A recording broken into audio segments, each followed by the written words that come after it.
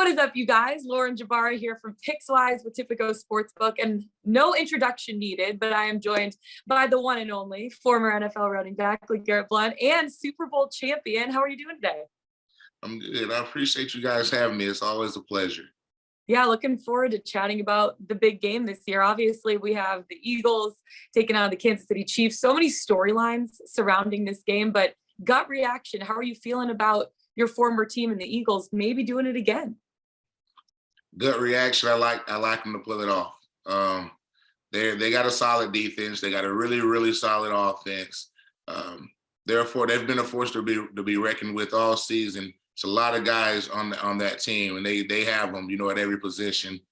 Corner with Slay, tight end with Goddard and receiver with AJ and Devontae. The list goes on. Obviously, MVP conversation, Jalen Hurts, and the list goes on. And I think that they're probably going to be the hardest matchup that Kansas City have seen all season. So that's going to be fun to watch.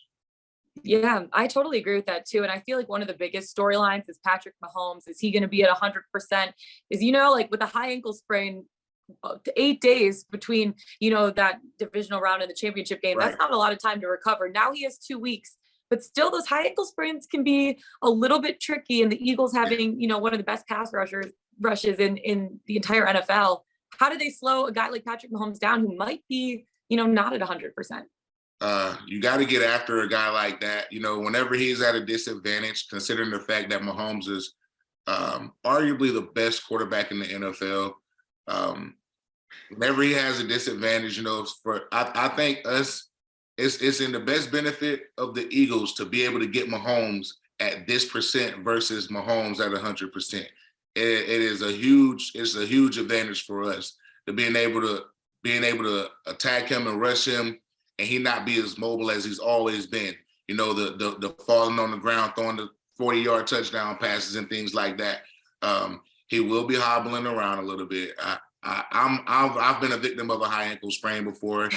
It does not go away in 2 weeks. It lingers. If you get a high ankle sprain at the beginning of the season, just be prepared to deal with it all year, whether you get a bye week or not.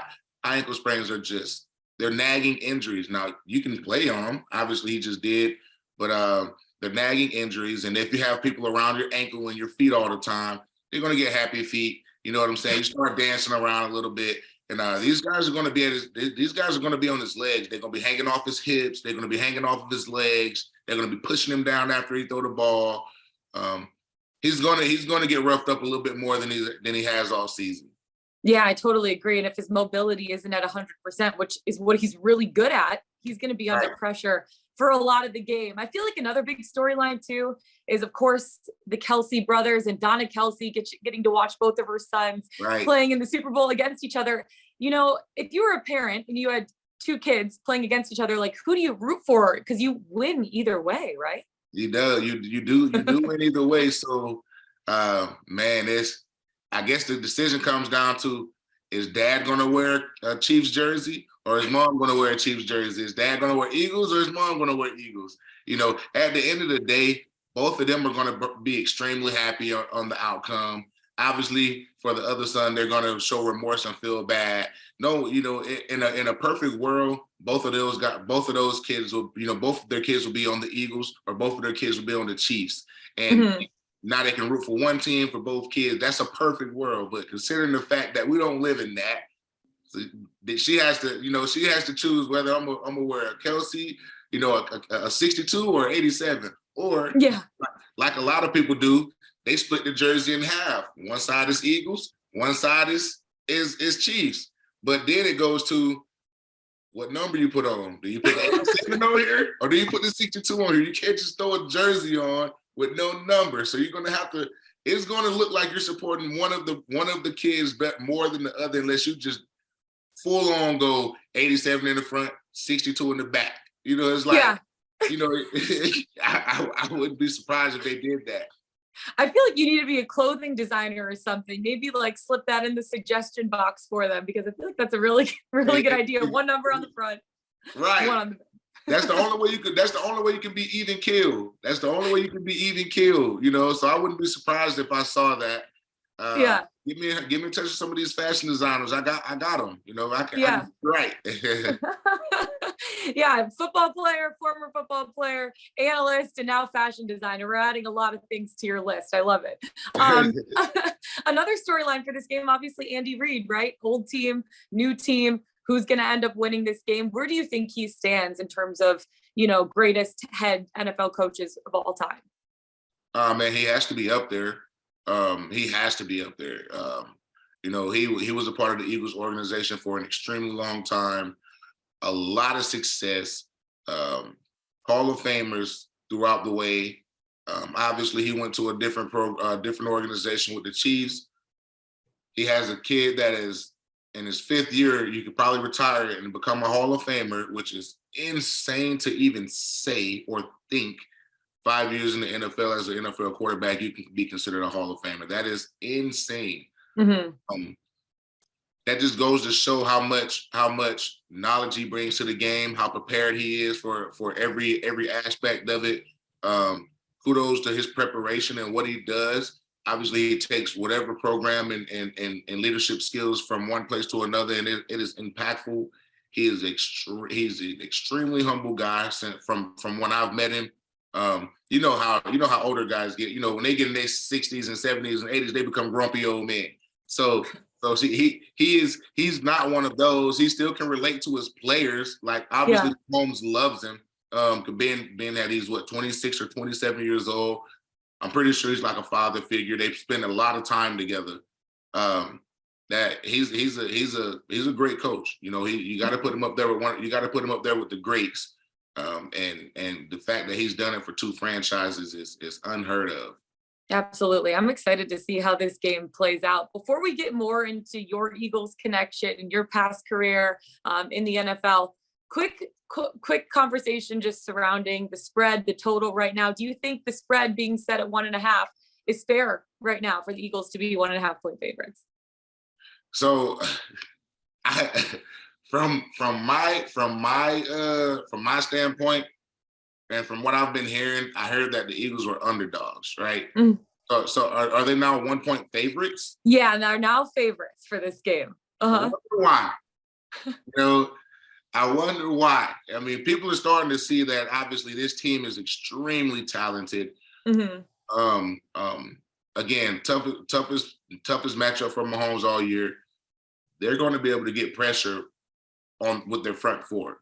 So with that line, with Fletch, BG, all these different guys on the line, Sue, all these different guys, Sweat, they're able to get pressure without having to send a linebacker, sending a corner, or send a safety. They can do what they have to do on the back end, and they can get to the quarterback that way.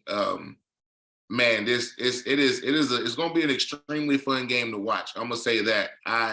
It's out here. I live in Arizona, and it's going to be about 50 minutes away from it. And I'm still contemplating if I go or if I stay home and watch. The difference is if I go, I can't really be myself. Yeah, that's true. If I stay home, I can really just be me. That's true. Squad, and I want to be there when it happens. Yeah, I feel like you should go. You should go. Double-edged sword. Team. Yes, you should go. That would be fun. That'd be really fun. It would be fun. The only thing I just got to figure out where I'm sitting. If I'm sitting in the north, it ain't gonna be fun if I'm sitting with everybody and the fans. I love them, but I know how Philly fans are. If I sit there and it's gonna be like, oh, Garrett, yeah. You're like, I need to lock into the game right now. Lock in. Right. I might have to call and see if I can sit with Jeffrey and Howie now. Yeah, I know. If you could do that, you need to be there at that game. I want to know, do you think the points should be over or under 51 total points for this game? Defensive game or shootout? I think both teams are going to score. I just don't think it's going to be a lot. It's not going to look like the San Fran game. I'm going to say under 51 points. That's a lot of points. Mm-hmm. That's a lot of points in a Super Bowl that features the number 1 pass defense, and obviously the number 1 pass defense usually trumps the number 1 passing offense. That is a stat now. Mm-hmm. I guess the last 13 of 18 or 9 out of it, whatever it is, that's a stat. And I look at all these things that don't play a factor in the game, like, oh, the team that wears the white jersey usually wins and stuff like that. And I'm like, oh my gosh, okay. That doesn't matter. Yeah, I know. And last but not least in this section, I just want to know, Patrick Mahomes, Jalen Hurts, do you think they're going to throw over 1.5 touchdowns or under 1.5 touchdowns? Mahomes definitely going to throw over 1.5 touchdowns. I don't know if Hurts is going to throw over 1.5 touchdowns, but I think he's going to score more than once. Like, I think he might run one in and throw one in. Yeah. He's definitely going to score points, though. Yeah. I want to take you back to the glory days, back in the 2017-18 season with the Eagles, you winning a Super Bowl against the Patriots. What do you remember most about that game? You scored a touchdown. Obviously, it was a huge part of that win, but just what do you remember most about that whole experience? Like, not even just the game, but the week after. I feel like there's so much that goes into it. Oh man, I remember how intense it was when we found out that we were going to end up playing them. Got some chills over my body. It's like, man, either this is going to be sweet, sweet, sweet revenge, or this is just going to be all out sucky for me. It's like, I won with you guys last year. I left, and now I got to play you guys. And y'all beat me. It would have been horrible. But the funnest part for me was getting prepared for the game. These guys, obviously they knew that I had a past with this team. They knew that there was an emotional, mental connection to this team. I love those guys in the running back room. Bill, all these people that have played a factor in my success over the years before joining Philly. All of that kind of flooded back, full of emotions. So the week of the game, and we talked about it, and we were talking about what we were going to do, and who was going to be what and what package and things like that. And I just remember telling Deuce, like, hey, I don't care what we do. I don't care what the game plan is. I want to be the starting back for this game. Like, bro, it's personal. Like, it's personal. I need you to make sure I get my carries in this game. Yeah. And he was just like, he was like, awesome. I got you. I'm going to make sure you get your carries. You're going to start the game. I know this means something different to you. I want you to bring the LG the dog out. I need that for this game. And all week, that was my focus. And what really took it over the edge is when we got there, the running back group, James B, Brandon, whatever, the running back group in New England, we're still on a group chat to this day. We're on a group chat, and I sent him a text, and I'm like, hey, when y'all get here, I know we ain't gonna get to kick it with each other. I know we ain't gonna get to see each other. Everybody probably gonna get there on the same day. The first day, nobody's doing anything, so let's go eat. So it's like, okay, yeah. But after that, it's straight enemy mode. That was the text. Yeah. That was the next text thread. Hey, after that, straight enemy mode. Ain't no texting, ain't no being cool, ain't no da-da-da. And that kind of sparked a little fire in me. It's like, okay, that's really what we own this week. Yeah. You're like, Ben, let's do this thing. Why not? We're making it happen. And I feel like the best part about that too was that year you guys were obviously the underdogs, right? This year the Eagles are coming in as the favorites. They were the underdogs for a little while. Then Patrick Mahomes got hurt. Now they're going to be the favorites in this one, but slightly. Is there a different mindset when you come in knowing, hey, no one's really believing in you right now, except for obviously your city, because Philly fans are phenomenal fans. But is there a different mindset as a player coming in as an underdog versus a favorite for a game? Oh yeah, you can definitely use that as motivation. As you seen, like the year that we were, quote unquote underdogs, the dog mask came out. You look in the stands and you see all the crowd with dog mask on. You see a couple of players walking around with dog mask on. That could be a huge motivator. Okay, you don't believe in me. You don't believe in me. You don't believe in me. Obviously, Vegas don't believe in me. All these people that don't believe in me. You can channel that energy and use it and go to the football field and around and beat somebody, mess around and beat somebody 38-7 or 31-7 or something like that. Yeah. You channel that and then you feel like you got a point to prove, or you feel like you got something to prove. Okay, y'all don't think we wrong. Every time that we done played a good team, even though the fact that we're a good team, we've only lost 2 games or one game, we continue to go in here and play against these teams that have lost 2 and 3 games as the underdog. Why?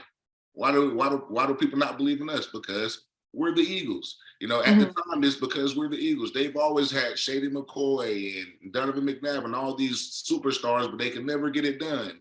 Well, we were there to prove that that was not the case. Yeah, absolutely. Was it more special for you to win a Super Bowl in New England or win a Super Bowl in Philly? Do they feel different? Do they feel similar? What was more special to you? They definitely feel different. Everyone felt different. It's you can't reenact the feeling. No matter if you win it one year and the next year, it still feels different, and the feeling is unreal because it's like, damn, it's only a handful of people in the world that's ever played this game, that's ever done this. Yeah. You know, and to be able to do it, 3 times for me is I still think it's unimaginably crazy. But I mean, it's the feeling is second to none. The one that made me feel the best was the Philly one, because I balled out. I scored a touchdown. I almost had 100 yards rushing. I beat the team that I had just played with in the previous year. Like it was bittersweet, but it was more sweet than anything because I felt like you guys had the opportunity to pay me and have me here. And then y'all could have had the guy that rushed for a touchdown and had 90 yards and come out probably at the top of this game. Well, y'all weren't able to run the football. Y'all weren't able to get the run game going. So it validates a feeling for me saying that, okay, well, y'all feel like y'all don't need me. Well, the key factor in this game that made the teams win or lose was rushing the ball. Absolutely. I know, that's crazy. And it's also crazy that you're one of only 3 players that won a Super Bowl against a team that you had already won a Super Bowl playing with. So that's a pretty incredible stat. I know one guy that you're probably close with, Tom Brady, right? You played with him for a while.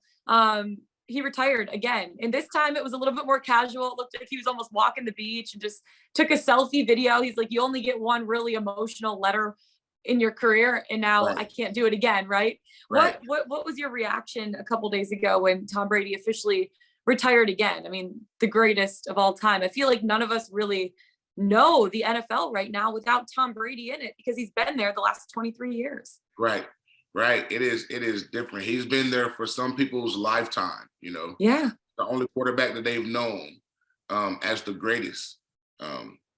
Nowadays, the 9 and 10-year-olds and stuff like that, they'll always know who Brady is, but their new is Mahomes. Their new is Allen. Their new is Lamar. Their new is all these guys. But Brady will always be iconic in this league. And I think for what he's done in this league, that the NFL will never let him be like die down, if that makes sense. That's like Deion will never die down in the NFL. Randy Moss will never die down in the NFL. Randy Moss hasn't played football in, I don't know, 10 years or so. Yeah. 15 years or so. And to this day, kids know who Randy Moss is. Even my 13-year-old son will go on YouTube and look at Randy Moss videos. So he leaves that kind of legacy. My quarterback for my 13U team, or we do like a little thing for the kids. Okay, we're gonna put your picture up, your favorite food, favorite football player, favorite thing, and we do that for our football team just to try to generate, people getting faces on it. We want to obviously trying to get our kids to the next level, high school and college and stuff like that. And with his 2 favorite players, and his favorite players was a player from the past, Tom Brady.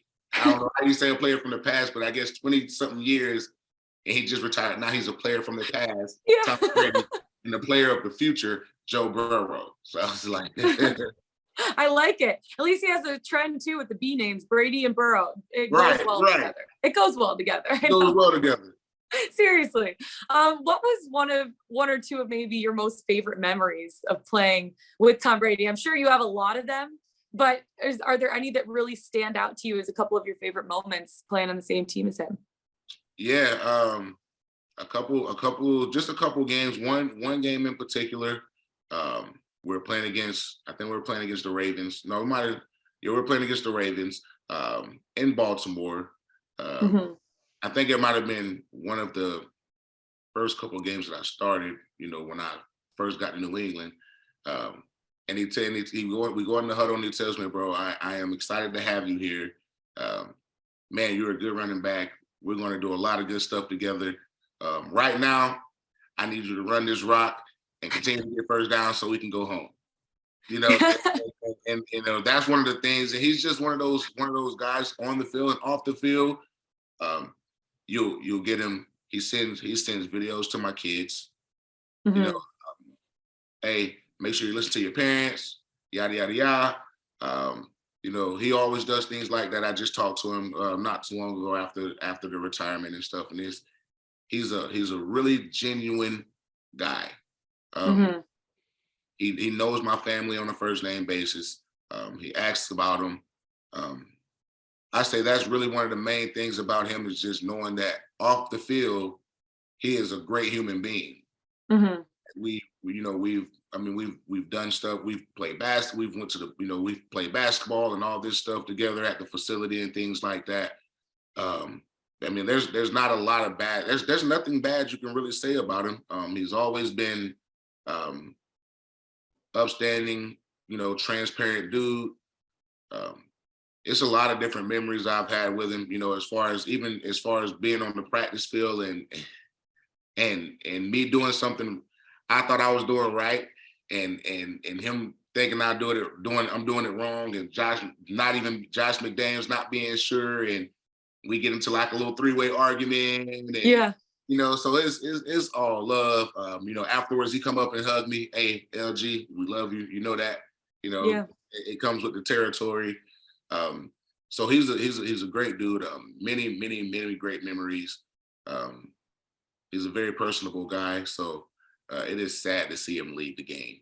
I know. I'm interested to see what the NFL looks like without Tom Brady. It's crazy to be heading into the season next year and there is no TB12, there's no Tom Brady. It's just crazy to think. We're seeing what it's going to look like. We're seeing it. Look at the new TB12s. And I'm not saying I'm not putting them on the same level as him, but I'm saying look at now. Just like you had the Peytons, the A-Rod, Brees, Brady, Phillip Rivers. You got younger guys that are more athletic. They can throw the ball further. They're more exciting. They're more risk. They're more risk takers. You got a league full of gunslingers. Everybody can throw a 60-yard touchdown pass now. Burrow, Lamar. Who else? Another younger? Justin Herbert. The list goes on for these young guys that are taking over the game, and we knew eventually it was going to happen. It's just we're great. We're blessed that it's going to be a great generation of quarterbacks versus we done went from all these guys to a bunch of guys get drafted in the first round that end up being freaking Mark Sanchez and guys like that. You got guys that are actually taking organizations to the next level, a bunch of them. Totally. I know. Absolutely. I agree with you. It's going to be fun to see next season. Speaking of next season, I'm going to have a couple quick fire questions for you, and you just tell me what you think about them for next season. Okay. Moving forward, what team would you want to be playing for with the best hopes of winning it all next year? Next year? Mm-hmm. Ooh, I'm going to go with Philly. Philly, as a running back, right? I'm going to Philly. That's the best running. That's the best running team in the league. Absolutely, I love it. Which team can be the big improvers heading into the next season? Which team needs to add the most pieces and improve in that way?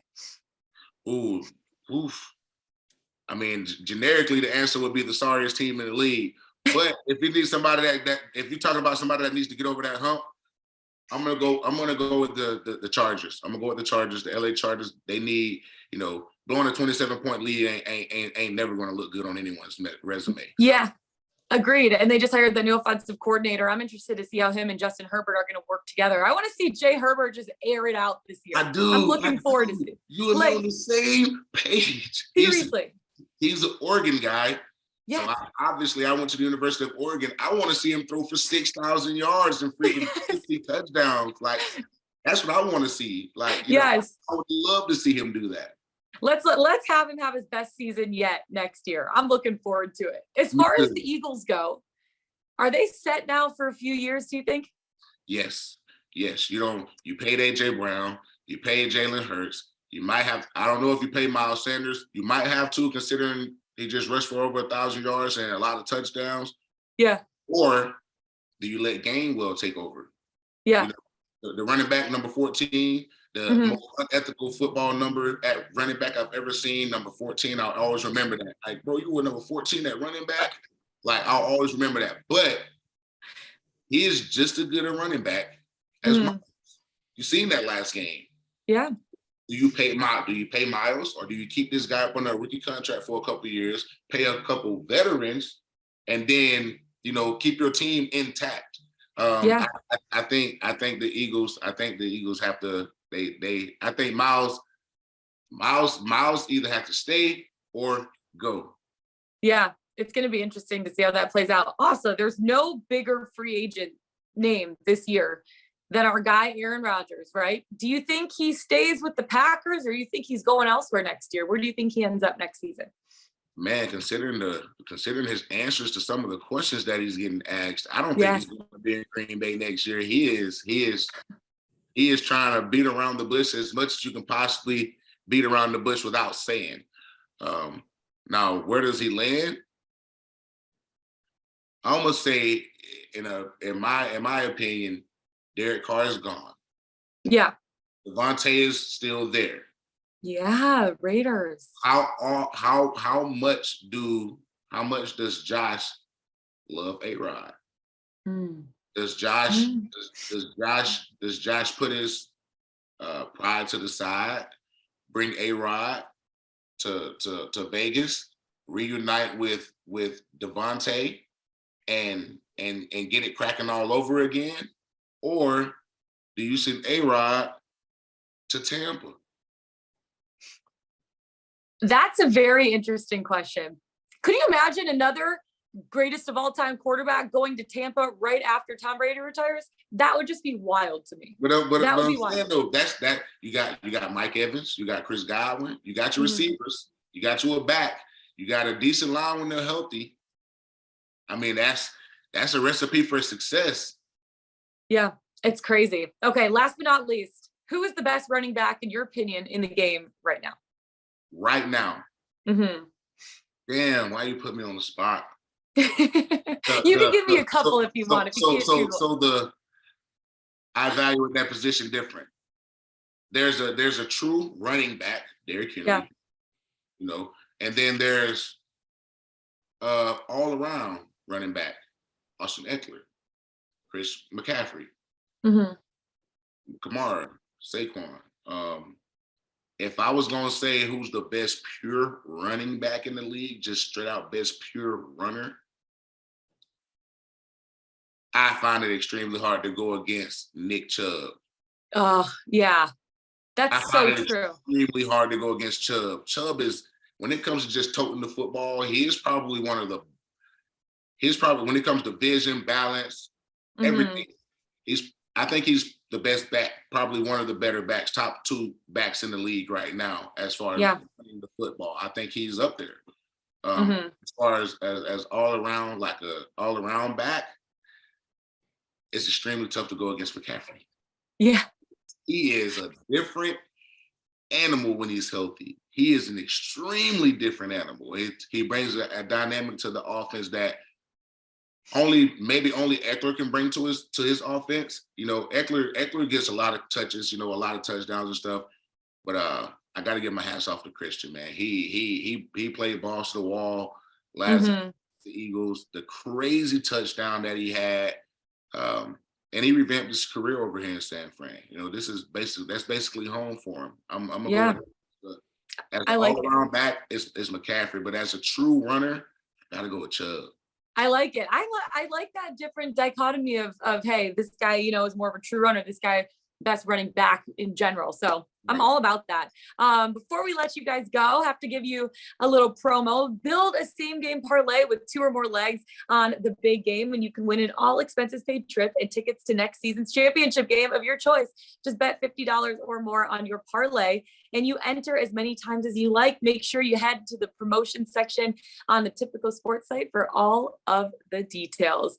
LeGarrette, thank you so much. I put my 2-leg parlay in right now.